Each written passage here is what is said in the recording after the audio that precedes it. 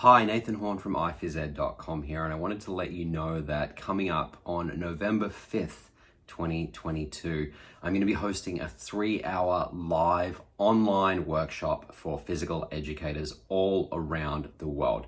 I'd really love it if you could join us as we dive into learning how to use different pedagogical principles to teach games with more purpose, exploring easy to implement assessment strategies and tools, inquiring into ways to deliver a more conceptual approach to your PE curriculum.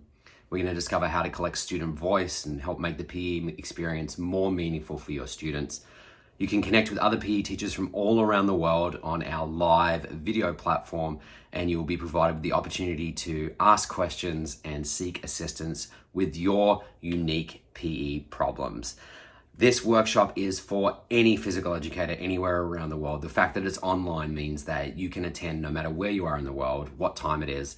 And for all attendees, you will receive a certificate of completion at the end of the workshop for your records.